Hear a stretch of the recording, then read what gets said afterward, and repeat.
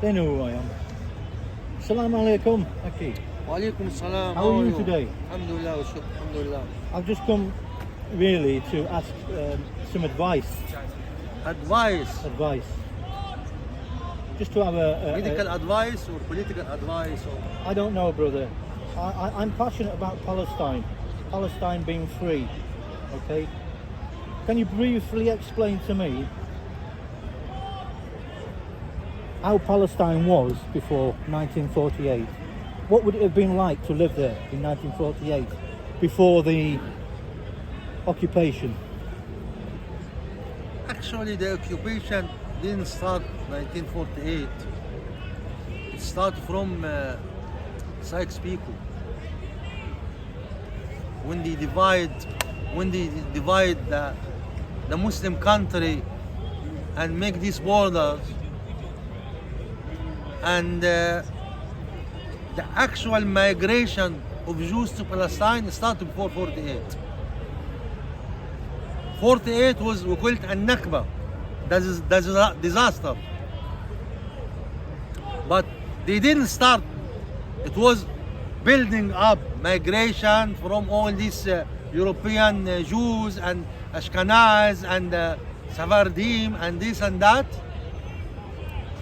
But when Sultan Abdul Hamid, may Allah bless him, the last Ottoman sultans, you know, they used to call the dead Khilafat, the sick man Khilafat. It was at the end of it, by the help of the French and the British, and they asked him to sign to give Palestine to Jews, and he said, wait till I cannot sign, wait till I die and you can take it.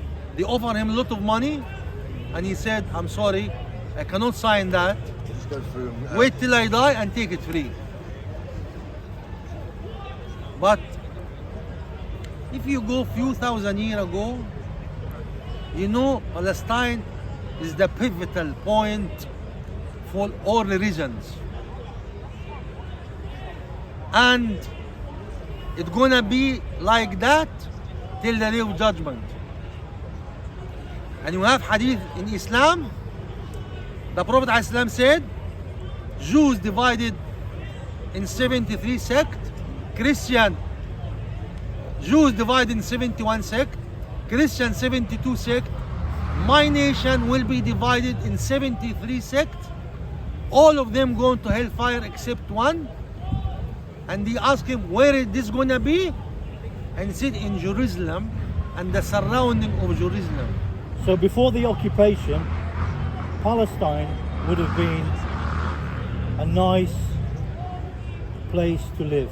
Not very nice. A peaceful place. No. Before the occupation. No.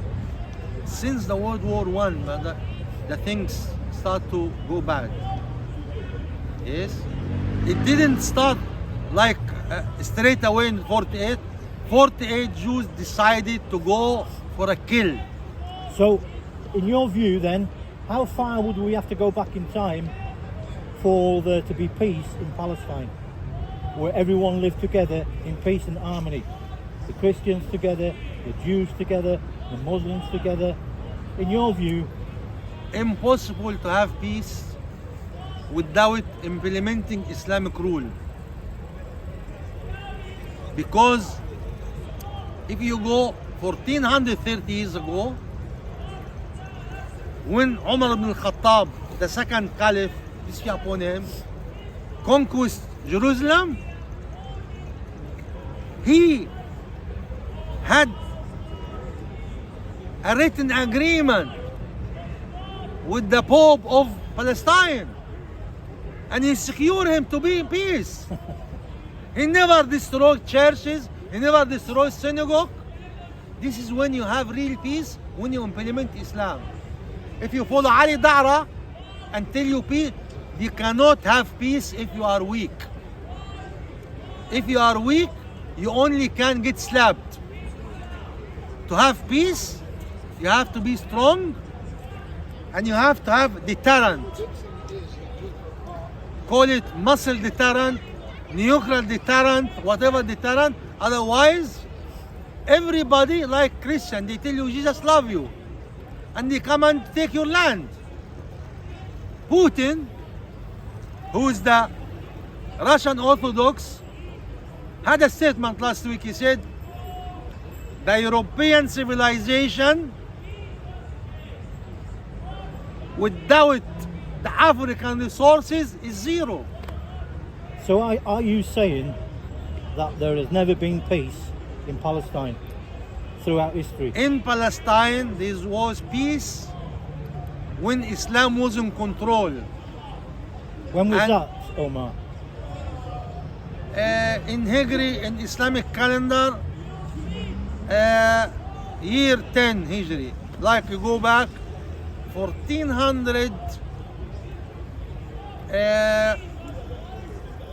30 years. Wow. When the Muslim was in control, and this was challenge all the time. When the Iranian, we believe majority of them are not Muslim. They submit to Islam, and they are hypocrites, and they try to destroy Islam from inside. That's why when the Roman came, the Shia first want to welcome them. So at what point then in history did the situation get worse in Palestine in modern times? Was it the First World War, Second World War, or was it just a recent thing? You know, Richard the Lionheart, he wrote to his mom, and I want to check this. He said, my mom, my horses up to the knee in the Muslim blood in the Jerusalem mosque. Whoever controls Jerusalem, he controls the world. That's it. I want to read you a quote from Nelson Mandela when he was free. He said, South Africa could never be truly free until Palestine gains its freedom. What do you think to that? 100% right. Because nobody will look after Palestine like Muslim. He's lying, so listen to him, my brother. And when When? the Muslim, When the Muslim. when the Muslim, oh you son of a bitch. This is Madkhali, son of a whore, Somali. Come you bastard here. Come here you son of a bitch.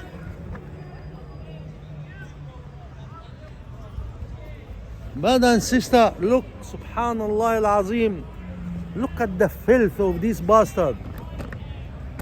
I am very far from in the corner, and a little dirt Madkhali accept his mom to be shagged. Sorry to say it. This is the Madkhali creed.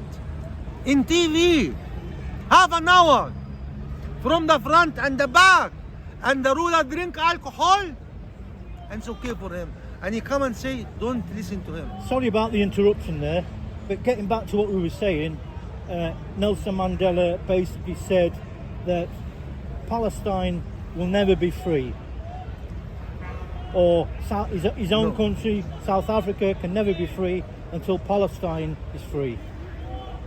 100% right, because the true Muslim will free Palestine, and when they free Palestine, you will have control in the world, and when you have control in the world, you will never allow racism happen in South Africa, or this Afrikaner, or this Dutch people. Everybody will be the same. So the big question is Palestine at this moment in time under apartheid? Of course. I want to read a quote to you from the UN, 1973. The UN defined apartheid as any human act for the purpose of establishing and maintaining dominance over any ethnic group or individual for the benefit of others by systematic oppression. What do you think to that? This is. Shall I read that again? No. Islam. You know, Islam prevent racism. Islam, there is no zero tolerance in racism. When a companion of the Prophet ﷺ slander one Sahabi companion, you know what he did? He put his cheek in the sand and he told him, please stand over my other cheek with your shoes. This is the punishment of racism in Islam. There is no difference between Arab or non-Arab, black or white, unless fearing Allah. If you fear Allah, you are superior. If you don't fear, you could be as low as a dog. Up to you. I want to read another quote to you. From 1988, the Roman Statute of International Criminal Court. Any immune or degrading acts committed systematically to deprive a nation or individuals of their human rights to dominate and maintain power over others who are unable to defend themselves is apartheid. Listen, if you're gonna telling me quotes, million quotes, I don't believe in this international quote. International quote is bias. I don't believe in UN. I don't believe in IMF. All this body created by dodgy people to oppress people. That's why they know the perfect system is Islam. That's why they have to fight Islam. This monkey who come here in the corner, see Islam peace, Islam peace, Islam peace. But they are not allowed to say Islamic rule is the best. Sharia is the best. The most fair system. One system for all the systems.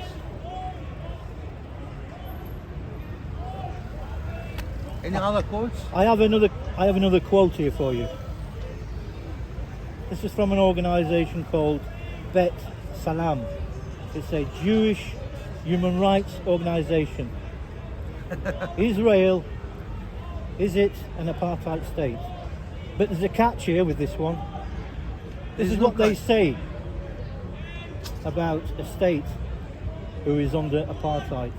Land, citizenship, movement, religious rights, discrimination, damage to the body, mental harm, subject to torture, imprisonment, degrading arrest, punishment, illegal legislation, prevention of cultural and social activities, the rights of nationality, deprived of natural resources, housing, medical treatment, martial law, closure of media, killing of innocent men, women, children, elderly, disabled, pregnant women, the use of sophisticated technology and weapons against non-combatants. Have a guess who they were referring to there? Brother, we would talk I'll tell you, brother. hours and hours. All these organizations are made up for one purpose: to oppress the weak and to get financial and materialistic things to their gain. All this monetary system is a fraud. I'm probably not getting it over to you correctly. These things that were taken away from this race of people happened in the concentration camps. All those things that I've just read out to you happened in the concentration camps, which are now happening in Palestine. The world That's the have connection, one brother. eye, not two eyes. One eye see what's good for them. Other thing they don't care. So today you are Irish. If it's good to have Irish, I help you. The next day, if Irish no good, I finish you off. So are the Palestinians losing their citizenship? Yes. If they lose anything, Are they losing their land? but they're not Yes. losing their faith in Allah. Absolutely. And This is, you can steal anything from anybody, but you cannot steal the faith in his heart I agree. unless you kill him. So, is it right to take all these things away from a group of people? It's right for them, Yes, but not for the Palestinians. but not for the decent people. Exactly. Because when you say anti-Semitic and whatever you call it, what you call it, when they burn them, something like that, is it bad for Jews and it's okay for other nationality and other religion? Is it anti-Semitic is a crime? Or anti anything, anti-Islam, anti this, anti, all the anti is allowed, but only anti-Jew, anti-Semitic is bad. So we agree. We agree to disagree. But this happened in Iraq. This happened in Somalia. This happened, This happened in China, Libya. This happens. in Africa. Can you see where I'm coming from? Yes. This happened anywhere there's resources. Ireland. You know? Ireland. Ireland. Irish, even the white and some race, but they don't, you don't fit for their agenda. Yes, they can treat you sometimes like white, but they are not Irish. Even the Irish was white. They are not, you don't fit for the agenda. Because the agenda for elite. And the elite have to be crooked, have to be bent, have to be dishonest, I agree. have to be dodgy, and you name it. So Even against their own European. the $64,000 question. In your 64,000? yeah, Okay. I'll explain that to you later, Omar. The $64,000 question.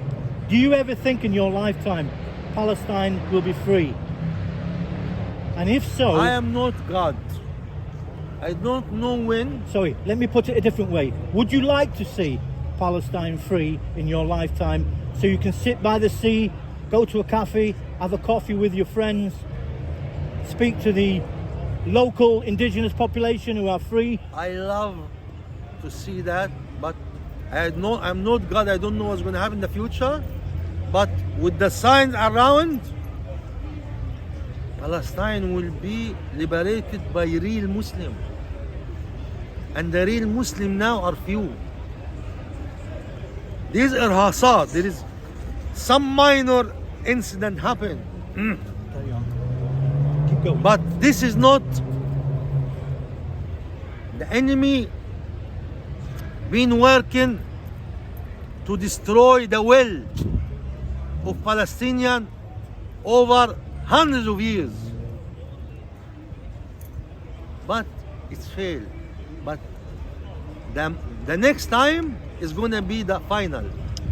There is no more battles. One battles, Islam will take over, and that's it. Okay. Thank you.